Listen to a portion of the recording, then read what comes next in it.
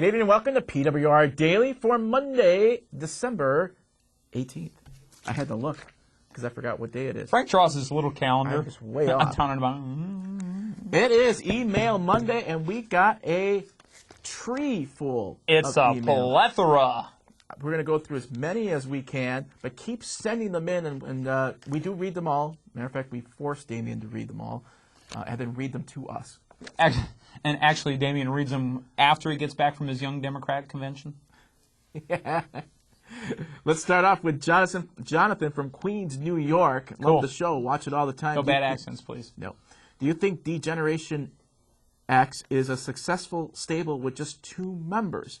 Personally, I don't like as much as I once did with X-Pac, Road Dogg, and Bad Ad. It's just, do you think D-Generation X is successful I with think 2 members? they're going to be successful because of where they are, who's in it, and how they're being pushed.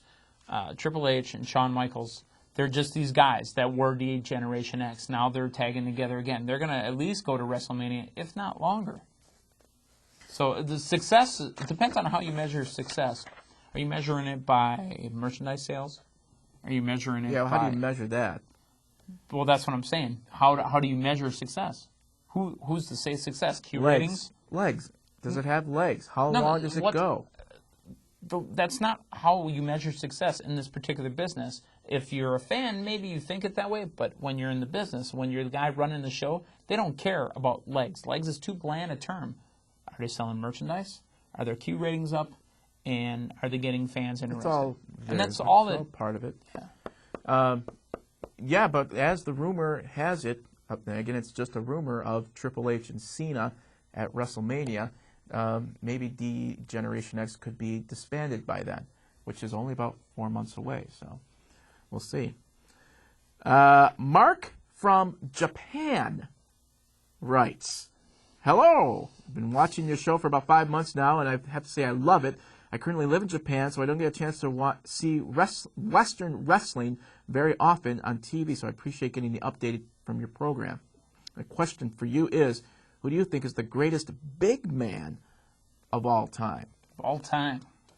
You got to give it up to the Giant because, you know, he was able to still move in the ring, but if you're going to say of our generation, the Show. I mean, the Show the Show is still agile. Well, yeah, but Andre the Giant, sure. I mean, he was just a mammoth, and granted, he couldn't move as much as Big Show could, but also special mention size, going out to the real Brock Lesnar.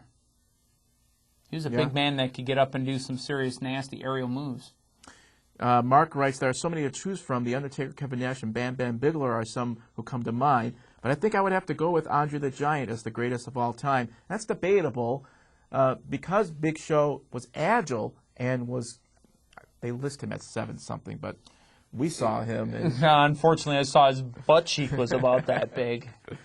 So that's actually a good debate. We'll have to debate that one. You know, Mark, I'm glad you've been watching the show for about 5 months because it's probably been about 5 months since I did that, thing that I do when we're talking about. Thanks. Gerald from Singapore. Don't spray paint. I know it's like 15-year-old reference, but don't spray paint over there. I watch your show on YouTube. I got 3 questions. Do you think TNA can beat WWE in 5 years' time? Do you think stars like Chris Benoit, RVD, Mysterio will go to TNA after their contract ends?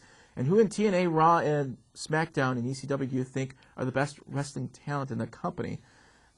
That's a whole show in itself right there with those 3 questions. Do you think WWE will beat TNA in 5 years? Or TNA will beat WWE. Or TNA, strike that, reverse it. Again, how do you define beat? Ratings. WCW beat WWF for how many years, in the ratings, but they never beat them into the point where they tapped out. The moment that TNA, and it could happen, gets close to WWE, Vince McMahon starts to open the checkbook, and that's when things could go south. That's when they run the storyline of Vince impregnating his daughter again. Melvin Love from Milwaukee, Wisconsin. Melvin Love? Watching TNA. Is he related? I don't know. Carl Wesley, Muhammad Weiss, Lina Kuga Love Jr. III? I've been watching TNA ever since they were on FSNN, that's Fox Sports North, I believe, and they had some pretty good matches for the last couple of days. TNA has been falling off on the matches and has been putting all their attention on WWE. Do you think they should stop it and put their focus on them? Yes. They have no reason to even bring up the WWE name. That's just giving WWE props that they don't need. They've got enough money to do that on their own. Be your own entity. Be your own identity. And you will go farther in the wrestling business. Mentioning WWE makes you inferior. That's an adage that a lot of people use in the advertising business as well, where why would you want to go negative? I mean, think about the Cola Wars right now. How often do you hear Pepsi talking bad about Coke, or Coke talking bad about Pepsi? It just doesn't. They make themselves look better without pulling the other guy down. Unfortunately, we're in the wrestling business. It's not going to stop. Anthony Taranga from New Zealand writes, "G'day, guys. I found your show on YouTube about a month ago, and I have to say I love it. I watch it every day." That's a fantasy match question, by the way. I just wanted to say his name. Fired. He's so fired. Anthony. We will read your fantasy match. This from Mark in Sacramento, California. "Hello, Mr. Nelson, Frank, and Meathead. I'm on the left coast saying my top fives, but he does write in here as far as Japan-style wrestling. What about chain wrestling, as they call it out there? Do you think Vince might think about going into chain because wrestling? You know what? They have a guy that can do that. His name is Rob Van Dam. If you ever watched his ECW matches against Jerry Lynn for a year straight on pay-per-view, that was the matches that he had. Then they would change it over a little bit, but the beginning of Rob Van Dam's matches were the chain-style wrestling. You know, move, move, move, move, move, move, stop.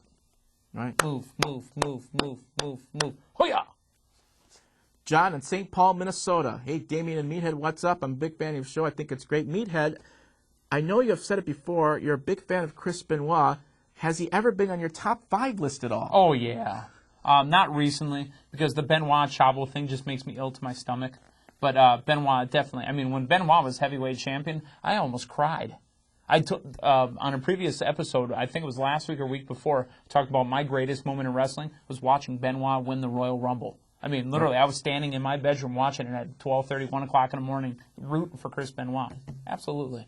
Marcus Milholm. "I'm a wrestling fan for years, but WWE is crap. ECW is stupid. TNA is wrestling, but I want to know, what do you think is better, WWE or TNA?" That's a personal taste. I mean, we can give our opinions like we always do, but you can't, give an educated opinion because everybody's going to have an opinion. Rob in Brantford, Ontario, Canada. "Hey guys, love the show, and Meathead, I agree with everything you say about WCW. That's dangerous, my friend. Here's a question. Do you think it was a good idea to break up Team Canada and TNA?" In TNA? No, it was okay. Team Canada had run as far as it could. And by the way, that's your last one right there, Frank. But Team Canada, our producer hollering at us. Team Canada had run its course. Team Canada and WCW had run its course. Team Canada and WWE had run its course. You know, you can only do it for so long. It'll be back again. You know, different guys. Remember when Team Canada and WWE was, what was it, Jericho, Christian, Test, and Lance Storm? Yes. It lasted about a month and a half. Yeah. That's how awful it was. Last email here, and again, we do read all of these, but obviously we don't want to take too much of your time here. Gareth Lloyd writes, "Hey guys, do you think we will ever see the APA together again briefly? Maybe just a one-off match." Rod Simmons. I think it's more likely than we want it to be. It's going to happen. Maybe even a gimmick at WrestleMania, like an opening match. But I don't think JBL is ready to wrestle yet. You know, with his physical limitations. That was PWR. We've been taping all night, folks. That was PWR Daily for Monday, December 18th. Stick around Tuesday's PWR Daily. for much more information. Of course, just keep sending in your emails and hitting that message board. We greatly appreciate it. Check out the chat also when we are on there. Damien was on last Monday. Yeah, he was on during Raw. So maybe we'll figure out how to use a computer and get on there. Oh, no, I know how to use a computer, unfortunately, because of the way my lifestyle is. I watch Raw on about Tuesday or Wednesday. There you go. For me, this is Frank Cosentino. We'll see you soon.